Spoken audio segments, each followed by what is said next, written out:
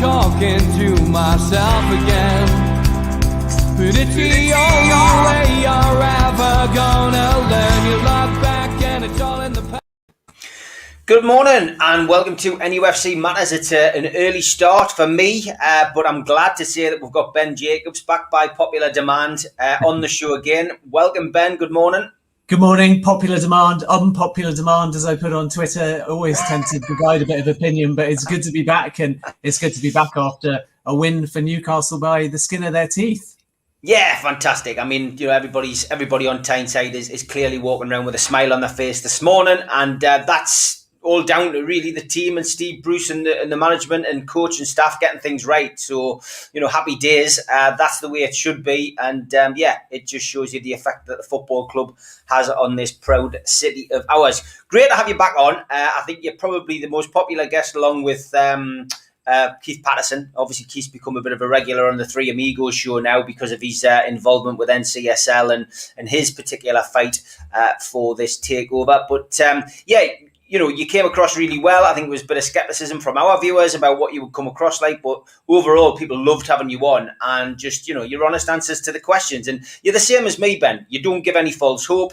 You don't give anybody any misleading information. You look at the facts. You basically have a look at them and you give a fairly balanced opinion, I would say. So that's the reason I think you went down very well last time, mate. Yeah, that's good to hear. And look, it's always good to engage with Newcastle supporters. And there will be some scepticism. And when you're dealing largely on social media and when you're a broadcaster like me, you'll get a lot of people taking a tweet or something that you've said out of context, and they either won't read the full balance or they won't buy the bit that they read in social media. And then, of course, that one bit might be retweeted and a lot of people attack a certain thing that you've said. And the problem with this takeover is it's not social media friendly, as you well know, because if it was, it would have been done over a year ago. So the complexities aren't a case of giving false hope or saying something that hasn't transpired. The complexities are the twists and turns that have made this probably one of the most complicated stories that any journalist can cover. And as a consequence, it's been quite hard to condense that through social media, which is why it's always a pleasure to come on podcasts and other shows in order to be able to explain yourself in a bit more detail.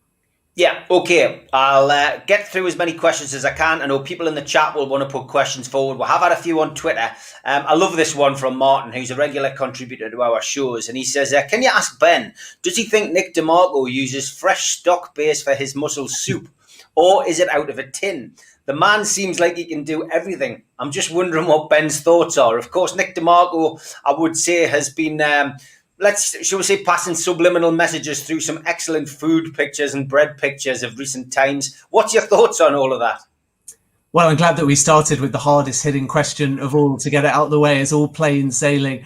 I mean, everybody knows Nick's reputation and everybody's aware that he can't actually communicate anything definitively whilst the case is ongoing. And even after the arbitration is over, he may not be able to say anything and the club could be in the same position. And that's partially why they got a mini victory, even though they lost the appeal against removing Beloff as chair for the arbitration panel, because they were able to say something and make part of the details public, including the remit of the ongoing arbitration. But Nick's done well in the sense that he's used his social media platform to engage with fans and drop hints here and there. And some of them have, of course, been a little bit more clear cut, like when he was at the Emirates Stadium and he posted a picture and it was clear that he'd had a meeting with Newcastle United. And it was obvious again that things were moving a little bit. He's clearly a good cook. I would like to taste some of the bread. I'm not such a seafood fan, so I can't really pass comment on the actual question that was asked. But I do think that he is dropping messages here or there, and that is very intentional. I mean, you look at his Twitter feed this morning, and he reposts a blog from March, and it says, "A new leaf." and then it's got the hashtag black and white. And naturally, Newcastle United fans, whether rightly or wrongly, are going to jump on that and say, oh, black and white, a new leaf. We won yesterday. He didn't comment on the match. He liked maybe a couple of posts here and there, but then suddenly he just re-drops an old blog that's a month old and it says a new leaf and it's black and white. And one or two fans will like to connect that. But what I would say is that he is a professional. He's pretty much the best in the field. So if there is actual, tangible, positive news and he's able to communicate that, he'll do that properly. So I wouldn't be reading too much into the seafood, the bread, or the black and white photography at this stage. Yeah, okay. Danny says, ask Ben where the anti-boxing propaganda is. Surely B quote Q pinched boxing as well. I mean, it's something which obviously people are looking at. It hasn't been announced properly yet, and I think most of us feel that the big fight, AJ against Fury, will end up in Saudi. Certainly under these current climates, we're not going to be able to go and see it at Wembley or anywhere anyway. So, yeah, I think Saudi's probably the natural choice, but there doesn't seem to be as much protests against, say, Formula One or other sports going there. So what's your take on all of that? I think that when people see an event that isn't directly pertinent to them, they often think that there's less attention as a result. And Twitter's got a very clever way of tweaking with your personal algorithm to see the things that you're interested in. So obviously, when there's Newcastle news and you're a Newcastle United fan or you're covering like a journalist, it's everywhere, the positive and the negative. And then when you have boxing in Saudi Arabia or golf as well, reasonably recently, you maybe don't see as much of the debate around it, but it doesn't mean that it's not there. So Anthony Joshua's been to Saudi Arabia before, and he posted a picture of himself with the Crown Prince, Mohammed bin Salman, and there was uproar and he got a lot of criticism and there was a lot of debate as to whether, again, it was sports washing. And similarly, when the Saudi Invitational launched and Yasser Al-Rumayyan, the prospective Newcastle United chair, is also the president of the Saudi Golf Federation. And when that tournament first launched, before the inaugural event, it was shortly after the killing of the journalist Jamal Khashoggi. And as a consequence, again, they did a press conference for the golf event. And I would say 50% of the questions relating to his inaugural golf tournament in Saudi Arabia were to do with the murder of Khashoggi, and Yasser Al-Rumayyan had to answer them in front of the global press. So I don't think it's necessarily fair to say that there's not the same uproar. It's simply that the two, if we specifically talk about the prospective AJ fight and Newcastle United, are slightly different. So one is an ad hoc event in Saudi Arabia, and the other is an ongoing acquisition with a club and therefore continuous partnership with the wider football community and the Premier League specifically. And every single league, club or individual athlete to some extent has to make their own decision. So in boxing, the previous Anthony Joshua fight and the Amir Khan one in Saudi Arabia as well were not, for example, on beIN Sports. Those rights were not stolen by Be Out Q.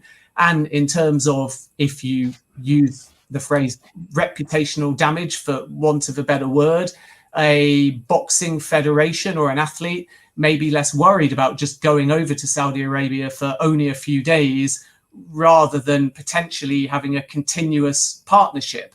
And then if you flip it and look at Newcastle United, the Premier League are thinking, well, Be Out Q did steal our rights. We've got question marks about the ownership. And, you know, we don't need to go into the separation. Everybody knows it now, but there's obviously a debate over that particular point as well. So I don't think that you can just compare like for like every time and say just because Newcastle has come under criticism that a boxing bout in Saudi Arabia should as well. You can make lots of different arguments, though. Morally, should the athletes be standing up? Should every federation be grouping together and taking a unified stance to show Saudi Arabia that you can't just write a relatively large check and lure anybody over?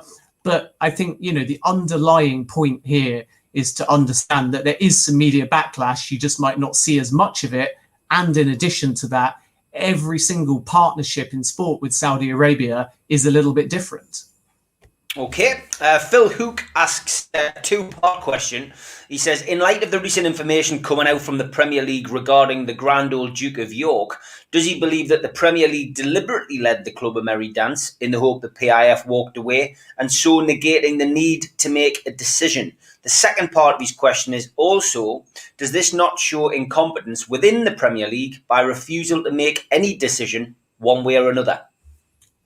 Well, I think that it's a great question, and there's two things to note. Number one is specifically with the foolish use of phrasing about marching up and down, back and forth, because it obviously does paint a picture of delays. But my reading of it is that those delays are to do with the government in terms of their PR office and the government departments. So the phrasing to me didn't imply that it's the Premier League leading Newcastle United and the consortium up and down a hill. The phrasing to me implied that you might have to tell government departments there'll be news soon, and then you might have to march them back down again because there is no news, and then you might have to prepare them again because there might be news, and then you might have to put them back on standby because there won't be news.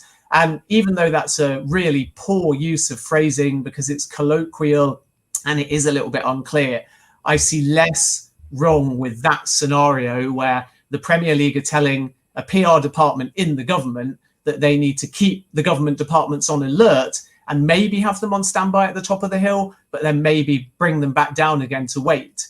And then the second thing, and the second part of the question regarding a decision, is that the reason I make the first point, and I'll elaborate on this now, is that the Premier League had made a decision at the time that this correspondence was ongoing. They hadn't completed the test, but what they had done on the 12th of June is written to the club and told them their provisional conclusion. So I find it quite interesting and strange that on the same day that they did that, the DCMS would be contacting the Premier League and saying, is a decision, quote, imminent? Because to me, that either suggests that they didn't know that the Premier League had written to Newcastle United on the same day with their provisional conclusion. So that implies potentially that they've got other sources beyond the Premier League, or alternatively, their sole source, as some Newcastle United fans believe, had come from the Premier League, but they obviously still hadn't seen that letter, or they wouldn't have written to the Premier League in the first place. So there's either fractured communication between the government and the Premier League and they're not on the same page, or the DCMS are gaining their information potentially from the Saudi Arabian government, potentially from the buying side, potentially from the media as well. But quite clearly, based on that correspondence, the DCMS and the Premier League were not on the same page. Otherwise, the DCMS would never have written to the Premier League saying, is the decision imminent, if they knew about the letter communicated to Newcastle United Football Club. They shouldn't, of course, have known about that letter because at the time the letter was confidential. Since parts of it have been released, which is why we can talk about it now. But I don't think that in this context, the Premier League can be accused of not making a decision. They can be accused of not completing the test. But their argument has always been relatively consistent on that front, that they couldn't complete the test because there was dispute over who to test. But what the Premier League had done is communicated, as per the court documents we've now seen, a, quote, decision letter to Newcastle United. And that did give a provisional conclusion. So I find the whole correspondence between the Premier League and the DCMS and the wider government quite bizarre, because although if you took it in an isolated context, you could just argue that there was a load of back and forth. No one really knew what was going on. There appears a lot of delays. No one wants to commit. Is a decision possible? Isn't a decision possible? And so on. Prior to all of that, on the very first day that the June correspondence started, the Premier League had already written to Newcastle United with a clear provisional conclusion, and that was entitled the decision letter. So everything after that is a little bit bizarre and is slightly strange. And maybe there's a part of kind of Chinese whispers with the government getting conclusions, not just from their correspondence with the Premier League, but the Saudi Arabian side and even the media as well. But I think the other thing that paints it in a worse light than perhaps the reality is the reason the Premier League were unsure, in my opinion anyway, is not because they didn't know where things were heading, because as I say, they'd already written that letter on June the 12th, but because they were waiting for a response from the buying side. So when all the other emails are coming in about could there be a decision today, maybe there will, maybe there won't be, at that point the Premier League was still waiting for a response from the club and the consortium as to how they would proceed and respond to the provisional conclusion, specifically on separation. So it's understandable in the 2 or 3 weeks after that letter from June the 12th that the Premier League wouldn't have a clue what was going on. So it was very unwise to use the phraseology, but I didn't see a great deal wrong with the actual communication between the DCMS and the Premier League, and nor did I think that the DCMS were gaining that much from the Premier League, which again suggests that their sources were elsewhere. Ultimately, to me, it's always felt as if it's a delaying tactic. Everything's been a delaying tactic, and I think they've been hoping that Newcastle would ultimately, fall through the relegation trapdoor. And it looks increasingly unlikely now that that's going to happen, although I don't want to tempt fate with Newcastle United. But, the recent turn in form, coming in with a win yesterday against West Ham, against a team that's chasing Champions League football, would suggest to me now that the Premier League will be scratching their heads thinking, well, what do we do next? And it's been my feeling all along. I've been very confident that this will go through at some stage, but I just feel that the delaying tactics by the Premier League have just served one purpose to them, and that is this: we don't really want this to be our problem, and Newcastle get relegated, then it becomes the Championship's problem. But, that's my feeling, Ben. And yeah, just briefly on that, I understand that line of argument, and I certainly understand that line of argument over the last few months. I think my only counter to that would be that this correspondence is taking place in June, and therefore at the point when the two sides are going back and forth, specifically in the communication that was released last week, Newcastle United are not in danger of relegation at that point, and the Premier League would be very bullish and very foolish to assume at that point in the calendar that they would drag it out so long that in the following season Newcastle would be relegated. So I think if you take that in isolation from June last year, relegation doesn't come to the fore as much.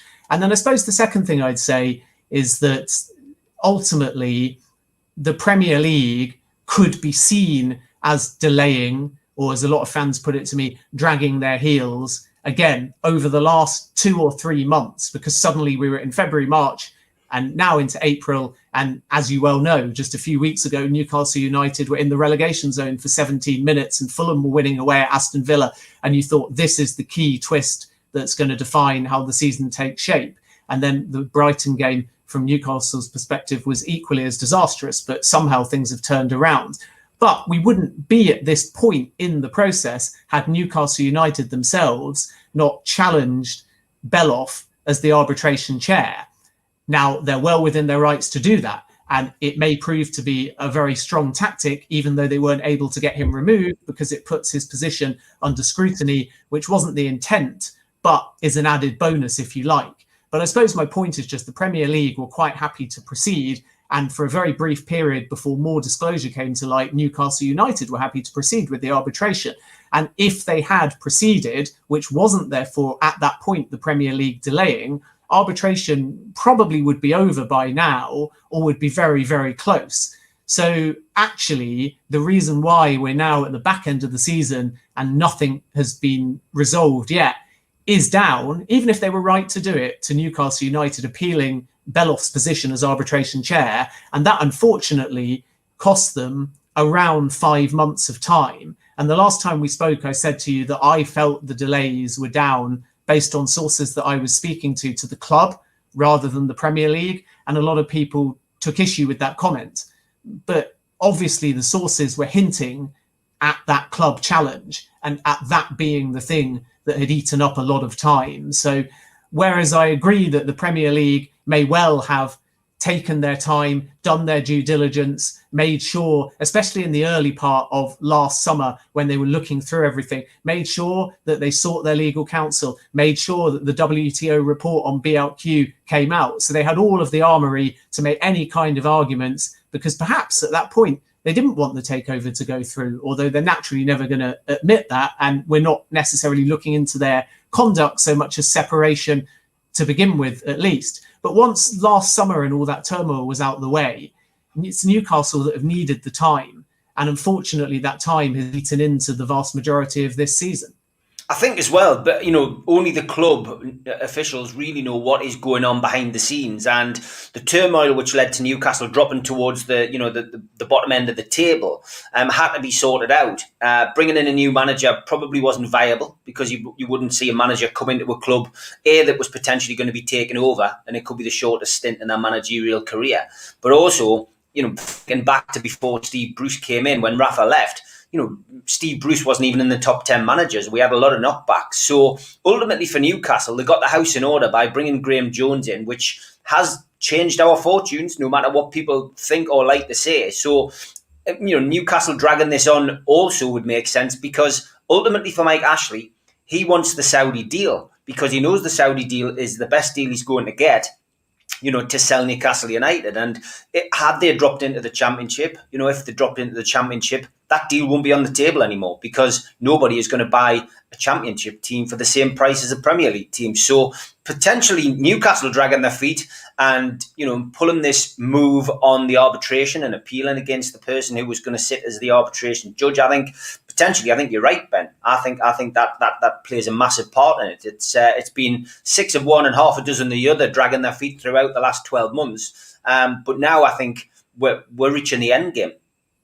Yeah, I mean, one thing's for sure, the Premier League will know that they can't, at this point, even if it wasn't their original intent, allow things just to simmer to the point where Newcastle drop out of the league and effectively it's not their problem anymore. I mean, regardless, the arbitration would continue. So if the worst happened and somehow Newcastle got relegated, then the arbitration would continue and the EFL would abide by whatever decision in terms of the classification of PIF and its relationship to the Saudi state. They would go with that, because that way they save themselves a lot of time and energy and legal costs and arguments, and they're no longer in a difficult position because they can simply distance themselves from the situation and say, we're just going to go with whatever the independent panel decides. So the separation issue has to be resolved either way, even if Newcastle were to drop down. But now it looks likely that Newcastle are safe, even if they don't pick up another point this season. I think they have enough, if I'm perfectly honest, and 35 has been enough in seasons gone by. So it would take an incredible turnaround from either Fulham or West Brom. But given Newcastle have got home to Sheffield United and then away at Fulham in the final 2 games, and you'd fancy them, let's say, worst case scenario, to at least take a point from those games. And if 35 isn't good enough, I think 36 will be. So no one wants to say at this point Newcastle are safe, because we all know that Newcastle are capable of surprising us in both positive and negative ways. But I think they've got enough, and therefore the Premier League realise that they have to deal with this. And Mike Ashley will obviously want the situation accelerated to make sure that even if a takeover happens, which is very positive, it happens quick enough to give the new ownership group the ability to work with the next transfer window. I think that might be a push, if I'm honest, by the time, if you like, the hearing finishes, then an award happens, then the group officially return, then the test is completed, then there's a transfer of funds. All of that could still potentially take us into, even in a best case scenario, July, August. And suddenly you're starting to think about the window closing again. But if they think that there's a clear pathway to the deal, they'll obviously have scope to start planning and working accordingly, regardless of the fact that they may not officially be in. So Mike Ashley will want out, and he might not care as much about transfer windows, other than the fact that technically it's still his money and his responsibility, and his manager in Steve Bruce potentially. But the new owners, if they come in, will obviously want to utilise the first transfer window, because if it shuts and Newcastle don't make significant improvements, and if Steve Bruce is still in charge, then there's a danger you get to the halfway point of the season and Newcastle are in exactly the same position as they were at the halfway point of this season. Yeah, that's the big worry. Let's hope it doesn't come to that. Let's try and get through a few more questions. Last one off Twitter, and then I'll come to the chat. Sai on Twitter says, are the Inter Milan rumours real? Does this mean the PIF are no longer interested in Newcastle United? Yes, the rumours are real. No, PIF are still interested in Newcastle United. And the red herring is the interest of PCP, or certainly any involvement in an official capacity. So PIF are going to look to invest in a lot of different football clubs in a lot of different ways. and they were speaking to Inter out of opportunism because Suning are having financial problems and Inter is storming towards Serie A and will obviously be in the Champions League, and the Italian Super Cup has twice historically come to Saudi Arabia as well. So there's even been some market testing around Italian football. So it's perfectly natural that PIF would investigate Inter, and Yasser Al-Rumayyan, the prospective Newcastle United chair, led on those talks, but a few months back. So this wasn't an overnight thing that's happened over the last few days. And originally they were talking to Inter directly about short-term capital investment, and then Inter decided instead to take a 250 million loan from Goldman Sachs. And that has very fast repayment terms on it. And usually what that means is that more capital is coming. So you pay off your imminent debts and your wage bill, you win Serie A, you get all of your prize money, you get your new payments for the next cycle in terms of the television rights for the forthcoming season, you get your Champions League windfall, there's more money in, and then suddenly Inter are more marketable. And then somebody will come in and make an investment in Inter Milan. And the big question is, will that be a minority investment, or does Suning want to sell completely? And PIF's interest, as far as I understand it, at the moment anyway, is only a minority stake, and there'd be therefore no conflict between completing their deal of Newcastle United. There could be a scenario, of course, where if Newcastle lose their arbitration and that deal is off, that PIF change their stance. And the big giveaway will be whether PCP become officially involved as well, because PIF don't need PCP in order to do an investment deal with Inter to the tune of about 30%. But if it's an outright purchase and then Newcastle is off, then PCP will probably want in on that deal, because Amanda Staveley wants to own a football club. And if it's not Newcastle, she won't want to walk away. I don't want to use the word red-faced because I don't think that's fair on her, but we know about her history in trying to buy football clubs. And therefore, if there's an opportunistic chance, if Newcastle didn't happen to walk into Inter, then I'm sure that she would be, and PCP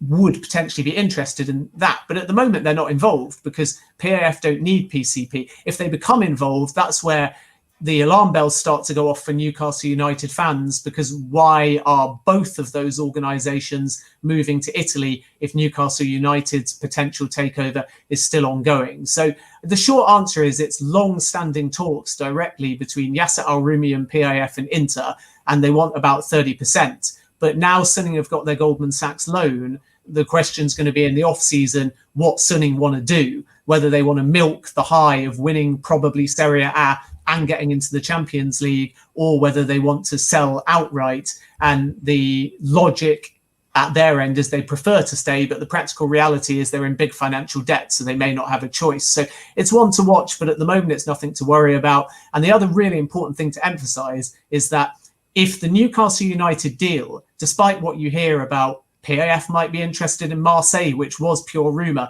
PIF might be going over to Inter, where there is some substance to it, but there's no conflict with Newcastle. The big thing Newcastle fans should take away is if Newcastle United's potential takeover was off, there would be 0 point in doing arbitration, because what's the point in discussing the separation between PIF and the Saudi state if PIF are not remotely interested? You're having a totally redundant debate, because if Newcastle win it and PIF aren't interested, Mike Ashley's not getting damages. Mike Ashley is getting 0 from the win. The sole aim of arbitration is to create a pathway for PIF to come back in and complete their purchase of Newcastle United along with their two partners. And therefore, as long as there's a club case, there's a potential Newcastle takeover. So if the club case suddenly disappears, if Inter was announced and it all goes very quiet and we don't see Nick DeMarco's bread and black and white photography and so on, then you start thinking, okay, maybe something's happened. But right now, I can categorically confirm that there is still a club case,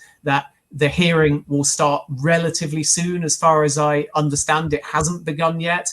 And as a consequence, as long as there's that ongoing legal action, Newcastle United fans, as far as PAF's commitment is concerned, have absolutely nothing to worry about. Yeah, that's my understanding as well from my contacts. So I'm glad we both agree on that. James says, does this all go way through to arbitration, or do you share the view that this will be settled out of arbitration? So the last time we spoke, I discussed a possible settlement scenario, and it is very common in arbitration.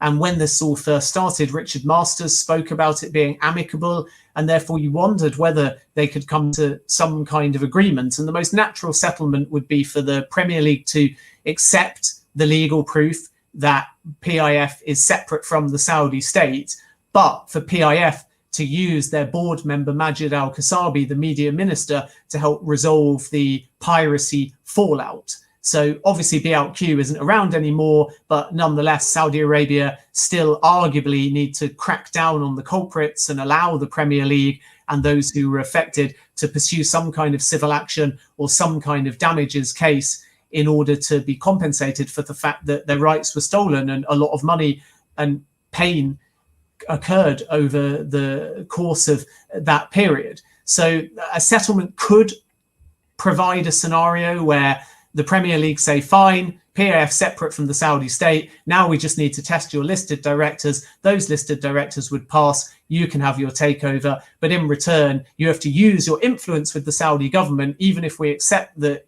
you are not directly linked, legally speaking, we know the practical reality. And the practical reality is that you are a big part of the Saudi government. So we'll take your legal bit of paper, if you like, and we'll accept that the wording in our owners and directors test regarding director and regarding control isn't necessarily robust enough to make a direct connection to actually allow the testing of the Saudi state. And it would be unprecedented to have the Saudi state as a shadow director anyway. But in return, we need you to exert your day-to-day practical influence, because MBS is ultimately the person that runs PIF. Majid Al-Kasabi is the media minister directly responsible for the fallout behind BLQ, and he can put pressure on the GAC to restore beIN Sports' license as well. So that's potentially the sort of discussions around a settlement.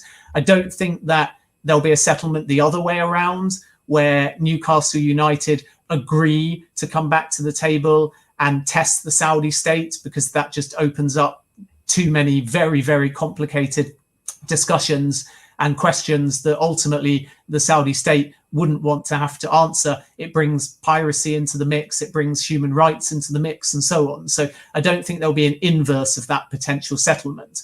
But I think my opinion on a settlement has changed slightly, Steve, because whereas 2 or 3 months ago, it felt like the most natural course, because for both sides, they didn't want this dragged out publicly. Since Newcastle United have challenged Beloff, since they've released the terms of reference of the case, and since both sides have kind of sniped away at each other through statements or through little actions, like when Newcastle United were the only club to vote against the beIN Sports television money, even though they get a direct share of that, and it's one of the biggest personal windfalls from the TV rights. So everyone's taken little snarky things here and there, and naturally, however you look at it, the correspondence between the Premier League, the DCMS and the Foreign Office won't go down well with Newcastle United either. So now there's perhaps too much acrimony to not just allow arbitration to play out. So a settlement is possible, and it's often very commonplace with arbitration, but in this particular case, even though a lot of the specifics remain confidential, it appears from the outside in and from talking to sources that a settlement is far less likely, and that arbitration now will run its full course. Yeah, okay, John, I mean, he's asking a question which you've touched a little bit on, but he says, could you advise why a state can't own a club? He says, I think UEFA said a few months ago it was okay. Could that not be challenged legally? Yeah, I mean, the logic of a state owning a club is definitely something that you can challenge legally. And it's not so much that a state can't list itself as a shadow director anyway. It's a little bit different if a government comes directly as the majority buyer and is open and transparent about that, because then there's a danger that the government owns the football club and through its own policies and in its own country can control the football club. But as far as a shadow director is concerned, which is ultimately what the Saudi state would be, it's a legal grey area, and there's nothing in the Premier League's owners and directors test that says as a shadow director, if PIF decided to list both themselves and the Saudi state, that they couldn't pass. But the reason why PIF don't want to take that approach is because they realise that once the Saudi state is part of their pitch to own Newcastle United and the owners and directors test begins, then that's the connection that allows the Premier League to bring in piracy and anything else that is potentially grounds for failing. So again, there's two schools of thought. One is the Premier League are just doing due diligence and they're trying to protect both Newcastle United and their own brands, and they're uncomfortable with potentially the amount of information they've got, the relationship between PAF and the Saudi state, and all they're really doing is offering up a provisional conclusion, taking it to arbitration, seeing what next step the club and consortium take, and then if they have to eventually still do the test, they'll do the test with an open mind. I think it would fail, but they'll do the test with an open mind. The flip side of that, and I'm aware that Newcastle fans will be just shouting into their computers saying, come on, that's so naive, but I'm giving you both sides. I'm not saying I agree with that side. I'm just saying that's scenario number one. Scenario number two is that the Premier League are adamant that they do not want to sell a football club to the majority buyer that they believe stole their rights through BLQ. But they can't prove that if they're only dealing with PIF, even though PIF has a royally decreed board, has the media minister on it responsible for ultimately stopping and now dealing with BLQ. But it's hazy and it is a bit of a stretch to suddenly start just bringing in piracy if it's only PIF. But once you say PIF is effectively the Saudi state, at that point, the Premier League have got loads of evidence against the Saudi state. They've got the evidence that they tabled to the WTO as part of beIN Sports' panel hearing. They've got the evidence that they gave to the EU Commission. They've got the evidence that they collaborated with Mark Monitor, which is a sort of data company that looked at all the frequency analysis and said that it was definitely in Saudi Arabia. They've got the video of the BLQ head office. They've got whistleblowers from BLQ who are anonymous for their own safety because they're still in Saudi Arabia, but they were actually working for BLQ. So they've actually directly told the Premier League, here's where we were working, here's who our bosses were, here's the satellite networks we were dealing with, here's how it got on air, here's the customers we were dealing with. And then they've got a credit card purchase for the online hosting of BLQ signed by a prominent Saudi official. So there's obviously a lot of evidence, and there's not much point in recycling that and going into too much detail. But the point is can you take that evidence and say, sorry, PIF, unless you either deal with the BLQ fallout and restore beIN, we're going to fail you? No, because they're not playing by the legal rule book doing that, because they are technically two separate issues. So they would therefore have to look at PIF independently in regards to Newcastle United. And even though they'd like to deal with all of the other stuff, there's not necessarily a strong enough link in legal terms. But if the Saudi state comes in, it's not that the Premier League don't want the Saudi state or any state potentially if they thought that they were clean and good for their brand and good for the league and good for Newcastle United. It's specifically the fact that once you connect those two and the state come in, the Premier League can then say, well, now we've got no choice to reject you because we think that you stole our rights and now you think you can just walk into our league. And that, I think, is why PIF are so adamant to also keep the separation, because they can foresee that knock-on effect where right now it's about separation. But if separation isn't resolved and they were to, even though I don't think they will, they were to come back to the table, suddenly then piracy is a very, very big factor and they really don't want that. And again, coming back to my previous point, that might be some kind of wiggle room to see if that theory is true as regards piracy and a settlement, whether there's any scope to actually speed up the process by not fulfilling the arbitration, and to do that for, again, PIF and the Saudi government to work together to resolve BLQ, to admit to elements of it, to punish the right people, to crack down on IP, to restore beIN's license, and then see if that actually is enough for the Premier League to say, okay, we don't need this arbitration anymore. And that will tell you everything if that scenario materialized, that it was actually all about piracy. But we might be in too deep now. We might be too deep into the arbitration, and we might be too deep into the relationship between beIN, Saudi Arabia, the GAC, the SAIP, which is the intellectual property body, and the various governments, because, you know, let's be honest, the blockade effectively lifted in January. So why are we now in April and beIN still isn't back? And why are we now in April and no civil action has been taken about against BLQ, no damages have been paid, and so on? And that might tell you that it's perhaps not as easy as that simple settlement scenario that I previously described. Yeah, got time for a couple more questions because I know you've got a busy day today. Dodo Bird says, hi Steve, can Ben tell me, should the takeover go through, how do you think PIF are going to take Newcastle forward? With so much wealth, they surely won't want to be second best to anyone. What can we expect if it goes through? Yeah, it's a great question. And as long as they're second best to Leicester, then I would be happy to Big game today. Yeah, big game. First FA Cup semi-final in 39 years. And good luck, mate. We could win the FA Cup for the first ever time. We've always been very unlucky in finals. But anyway, I think that there's a few things to note here. So obviously there's big capital investment, and obviously the primary aim for PIF and the wider ownership group, if they come in, will be to get Newcastle into the Champions League. And that's because of their visibility that it would give PIF, and in turn, they would be able to use Vision 2030 messaging on a more global scale.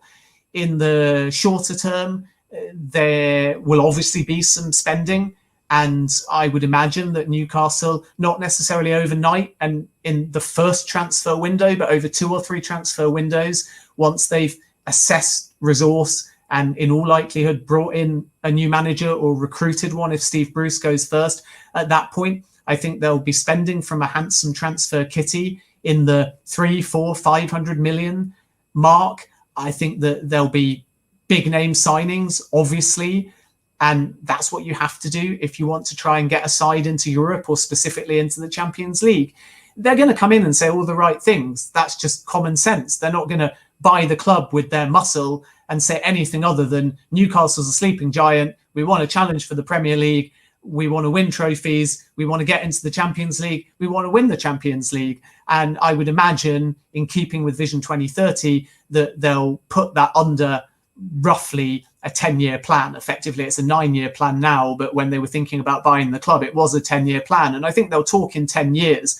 And in those same 10 years, I think that you'll see wider non-football related ventures. So Newcastle fans will already know that the Rubin brothers have got a good affinity with Newcastle and are investing into the city, and PIF will effectively inverse the Vision 2030 mentality to Newcastle. So the downside, I guess, of having a majority ownership group that falls under Vision 2030 is that their aims are to make things quite Saudi-centric. So you'll see a lot of Newcastle Academy starting in Saudi Arabia, Newcastle doing pre-season in Saudi Arabia. Maybe they'll even push for a competitive game in Saudi Arabia. We know, for example, La Liga have been toying with that in North America for quite some time. So it's not out of the realms of possibility in the next 10 years. They'll probably tie themselves up with a Saudi football club and share information and talent. They might sign a promising Saudi player to the Newcastle Academy. And these are things that Manchester City did in the UAE. I remember when Omar Abdul Rahman, a promising UAE player, had a trial at Manchester City, and of course it didn't come to anything, but he was a very good player, and you don't lose anything by doing these kind of things. So there'll be a lot of how do we take Newcastle to Saudi Arabia, and the sort of lime second away kit that Newcastle have actually been quite lucky in the back end of the season might just get a little bit darker and could look a little bit more like Saudi green by next season as well. There'll probably be another sponsor as well, that's over time anyway, even if it's not imminently possible, will tie more into Saudi messaging, whether that's Vision 2030 or something else. But when I say they'll inverse the Vision 2030, they'll do everything I've just discussed back in Newcastle as well. So Vision 2030, in essence, when you take out the main aim, which is not to be that reliant on the oil industry, when you take that bit away, the rest of it's just about let's improve the quality of life, the quality of living, the number of jobs that we can create, and have a better connection with our community. So that means they improve the football club, but they build around the football club. So it wouldn't surprise me if they're looking at housing developments, if they're looking at ways that the football club can reach into the community in non-football ways to create more jobs. It wouldn't surprise me if they invest in the wider community, if they find other projects that are already in existence and they fund them and they speed them up and they improve them. So it would definitely be really exciting times, but I would also urge caution and patience, because a lot of what appears to be success in both the football club and the city might take 3, 4, 5 years. It won't necessarily happen overnight. Okay, last question this morning from Ewan. He says, do you know what Nick DeMarco's argument regarding separation will be? To me, it's very hard to prove that PIF is not connected. It's a great question. And I mean, I'm not going to sit here and pretend to be a lawyer, and I can only therefore give you an opinion based on other lawyers I've spoken to from the outside in and sources as well. So the two arguments, I think, are actually very simple, because they're arguments that both sides have been making repeatedly for quite some time. So therefore, Nick DeMarco would need to show, first of all, that the legal classification of PIF from a Saudi court holds validity outside of a Saudi court. And the challenge with that is that if PIF ask Mohammed bin Salman to ask a royal court, the highest court in Saudi, to write something for him, then is that valid in the UK and in the Premier League's eyes? Or is that actually an example of PIF using government influence because they're part of the government? So you could kind of argue that both ways, but that's one aspect. And in very simple non-legal terms, it's a case of, is the legal reality of PIF's classification designed to put separation between themselves and the Saudi state? Is that something that carries more weight above the practical reality of a royally decreed board, of all of these names in government that are involved, of all the little bits that we've heard, like Mohammed bin Salman going to Boris Johnson, like Mohammed bin Salman assuming the private jet company that would eventually have a role in the killing of Jamal Khashoggi? All of this suggests autonomy. And make no mistake, in practical terms, Mohammed bin Salman and the government does have autonomy over PIF. And one good example of that a lot of people don't realise is in May last year, the Saudi Central Bank, which is the government bank and the government funds, gave PIF billions and billions of pounds as a one-off payment in order to make opportunistic purchases during the COVID-19 pandemic.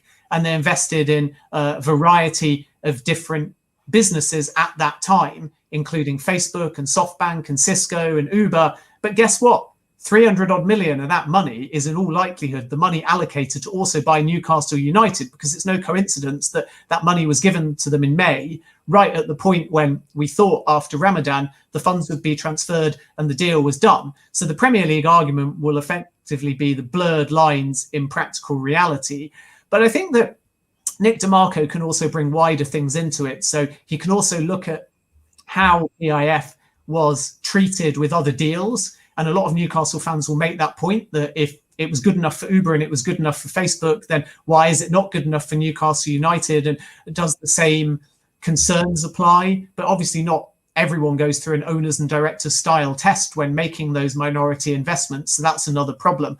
And then Nick DeMarco and his team will also be using their Saudi specific knowledge, and the Premier League will have their own outside counsel. So a lot of it will come down to, again, that classification within Saudi Arabia and Saudi law. And the final thing that Nick will look at, as I understand it anyway, is the semantics of the actual test itself. So, don't read too much into what you see in public, because it can look bad for PIF. But this is a legal argument. So maybe a legal bit of paper showing their classification holds more weight than the hearsay of how PIF seemingly operate, even though there is a lot of that hearsay. But Nick will also look at the semantics. So how does the Premier League define a director? And under that definition, is it robust enough to have to include the Saudi state as a shadow director? And what about this word control, which is going to be a really key word? How are we defining control? So it's probably not worth starting with the separation argument. What is PIF? What's its relationship to the Saudi state? Don't start with that argument. Start with the argument of what's the definition of control? Because if it's a weak definition of control, then you can have a scenario where you're basically saying it's Newcastle United with a Newcastle United board. And then there's 3 different ownership groups. And then there's a holding company which has UK registration. And then there's PIF. And then there's the Saudi state. So how many layers do you actually have to get through legally speaking, to get back to Mohammed bin Salman and the Saudi state in terms of influencing or controlling Newcastle United? And is the Premier League's definition of control robust enough and broad enough to allow them to make that argument in the first place that the Saudi state should be included? So I think that the legal argument will start with a dispute over a definition of terms, specifically control and director, and then will gravitate to both sides reiterating their longer standing arguments, one of which is Victor Marco's PIF are legally separate, and the other one is the Premier League's. The practical reality is that they have been and they can be influenced by the Saudi state, which means that the Saudi state has to be listed as a shadow director. And ultimately, who wins that debate is for the arbitrators to decide. But I think Mike Ashley would be confident. I'm not saying that I have any intimation as to which side is going to win, because I know the Premier League are confident as well. But there's no reason for Mike Ashley to take over a year battling this, to take 5 months challenging Beloff as chair, to employ Nick DeMarco, who, let's be honest, is not going to be cheap, if he wasn't confident that there was an argument there to be made and that the club stood a good chance of creating a pathway for the takeover to be completed. Well, if Newcastle fans weren't happy after yesterday's result, they'll be even happier listening to Ben, because it certainly it certainly makes things a lot simpler, I think, to people. And the feedback in the chat has been that. Thanks to everybody who's watched. Thanks to Spider VPN for their ongoing sponsorship. They are the first call for you for your internet security. Also, a big shout out to this month's main sponsor as well, Arcot Interiors. You can find out more about them at arcotinteriors.com. Give them a ring on 0191 265 8663 or email them at enquiries@arcot.org.uk. So Arcot Interiors and Spider VPN, our main sponsors for this month. And also a big shout out to John from qtechshop.co.uk, the makers of pool tables and snooker tables in Wallsend, and to Jab Signature, who make all of our flyers. First time visitor to the channel, hit the Newcastle Legends logo in the bottom corner there and subscribe. You can hit a reminder for your favourite shows, click share to share to your other social media, and hit the thumbs up to give the video a like. And I'm sure a lot of you will do that today because of Ben's fantastic content. Ben, prediction for today's game, mate. Leicester Southampton FA Cup semi-final. You're going to be watching that, I'm sure. Give us your take on that today. I mean, we should beat Southampton, and it's great that some fans from the Brent area of London are back inside Wembley Stadium. If everything goes according to form, we win, but it's the FA Cup, and Leicester fans are notoriously pessimistic. I'm sure Newcastle fans know that feeling as well. But I do think we'll win. I think we'll have too much quality. And Chelsea did us in some respects a favour, because if it was a Leicester-Man City final, I think we'd lose that. But a Leicester-Chelsea final, I'd fancy us to go all the way. So I'm going to be confident, let's complete a great weekend as far as Newcastle and Leicester are concerned. You guys somehow won, even though you nearly threw it away. We'll scrape through as well. We'll go on to win the FA Cup. You'll stay in the Premier League as well. And everybody can enjoy their summer and hopefully do so with silverware at my end, and for those that want the takeover, a takeover at your end. But yeah, I think we'll win, and I think it will be 2-0 Leicester. Great stuff, Ben. As always, very informative. We'll hope to get you back on towards the end of the season, when hopefully things will have progressed a little bit further. I'll let you get off for your train, mate. Take care, and thanks very much for your time this Sunday morning. Cheers, Steve. All the best. Take care. Bye. Bye-bye.